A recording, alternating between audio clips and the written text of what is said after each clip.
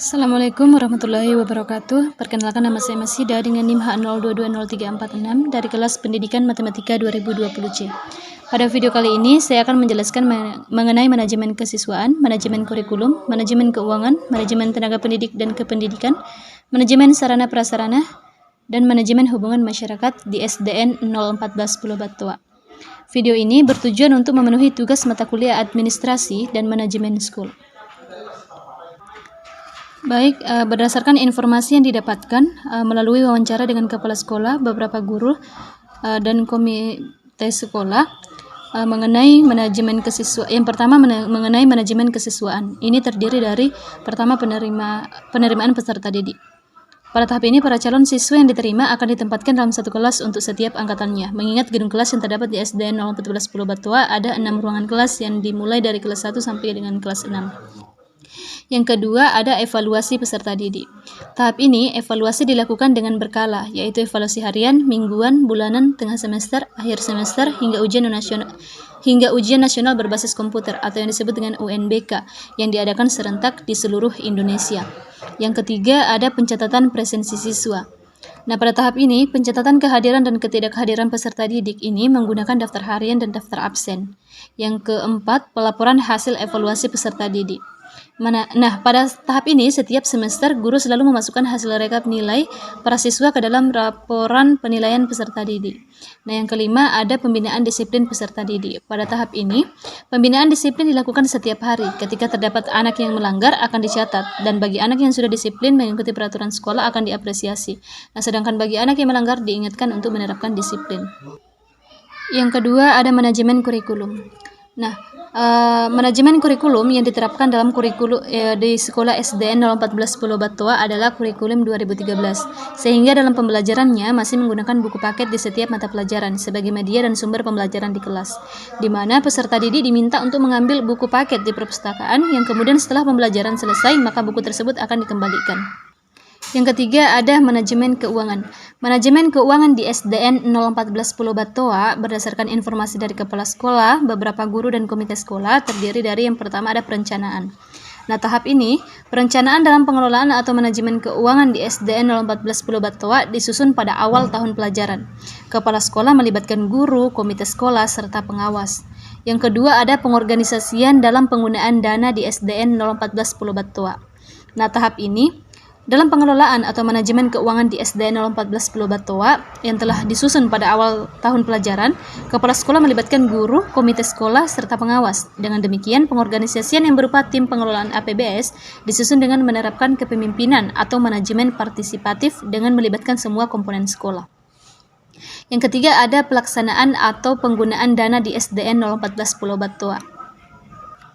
Pada tahap ini, dengan mengacu kepada perencanaan dan pengorganisasian yang telah disepakati bersama, realisasi penggunaan dana dalam pengelolaan keuangan di sekolah di SDN 014 Pulau Batoa tentunya telah memenuhi aspek transparansi dan akuntabilitas.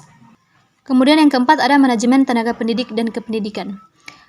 Manajemen tenaga pendidik dan kependidikan di SDN 014 Pulau Batoa terdiri dari yang pertama, perencanaan SDM. Kegiatan perencanaan pendidik dan tenaga kependidikan dilakukan mulai dari menyelaraskan antara karakteristik sekolah dengan SDM yang dibutuhkan. Karakteristik yang dimaksud adalah identitas sekolah yang tercermin dalam filosofi, visi misi, dan tujuan sekolah. Yang kedua, ada rekrutmen SDM. Yang pertama, melakukan analisa kebutuhan SDM. Hal ini juga telah dilakukan sejak tahap perencanaan, yaitu dengan mempertimbangkan beban kerja dan kinerja pendidik dan tenaga kependidikan. Yang kedua, membuat kebijakan tentang penerimaan calon SDM yang berisi persyaratan, tata cara atau hal teknis bagi pelaksanaan proses rekrutmen. Ketiga, adanya pembagian peran dan tanggung jawab yang jelas pada proses rekrutmen dan seleksi. Yang keempat, ada pemilihan sumber kandidat yang akan direkrut untuk guru baru atau menempati jabatan baru. Yang kelima, ada manajemen sarana dan prasarana. Manajemen sarana dan prasarana di SDN 014 Pulau Batoa terdiri dari yang pertama, perencanaan. Menurut kepala sekolah, proses perencanaan dimulai dengan merencanakan apa saja kebutuhan. Proses ini dilaksanakan dengan mengadakan rapat koordinasi dengan guru-guru serta staf dengan waktu sekali setahun di awal semester. Yang kedua, fase pengadaan. Menurut kepala sekolah SDN 014 Pulau Batoa, setelah direncanakan, mereka biasanya memetakan kebutuhan sekolah atau bahasa akademiknya menganalisis kebutuhan. Kalau rencana tadi berbasis pengalaman terdahulu, nah kalau selanjutnya akan fokus pada kebutuhan sekolah. Kemudian selanjutnya ada fase pemeliharaan. Nah, pada fase pemeliharaan ini, pemeliharaan sarana dan prasarana di lingkungan SDN 014 Pulau Batoa berfungsi untuk menjaga agar sarana dan prasarana di sekolah itu awet melalui pemeliharaan yang rutin akan dapat menghemat pengeluaran untuk mengganti sarana prasarana yang sudah rusak apabila tidak dipelihara. Kemudian yang keempat ada proses penghapusan sarana dan prasarana.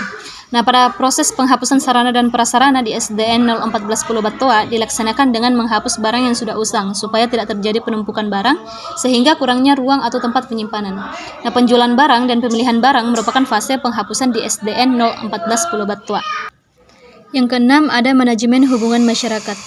Nah, manajemen hubungan masyarakat di SDN 014 Pulau Batoa terdiri dari yang pertama ada perencanaan program humas. Nah, menurut Kepala Sekolah SDN 014 Pulau Batoa, proses penetapan koordinator humas dilakukan oleh Kepala Sekolah, sedangkan proses penetapan staf humas dilakukan melalui proses musyawarah Kepala Sekolah dan para koordinator. Kemudian yang kedua ada pelaksanaan program humas. Nah, pelaksanaan program humas dilaksanakan oleh koordinator humas, staf humas, dan untuk beberapa program melibatkan Kepala Sekolah, beberapa guru, orang tua, dan siswa. Kemudian yang ketiga ada evaluasi program humas. Nah, tahap ini merupakan salah satu tahap pelaksanaan manajemen di bidang humas secara langsung maupun tidak langsung. Sudah sering dilakukan adalah evaluasi, yaitu tindak lanjut sejauh mana tingkat keberhasilan atau pencapaian pelaksanaan program kerja, mengetahui kendala waktu dan biaya yang dibutuhkan, dan berbagai random penilaian yang dibutuhkan untuk merefleksi tindakan yang akan datang. Menurut Kepala Sekolah, pelaksanaan evaluasi pasti dilakukan oleh Kepala Sekolah. Biasanya evaluasi itu dilakukan dengan dua cara, yakni rapat reguler dilaksanakan pada akhir semester dan rapat evaluasi non-reguler, yaitu pada saat pertengahan pelaksanaan kegiatan humas, seperti kegiatan literasi yang sifat memerlukan persiapan yang begitu matang.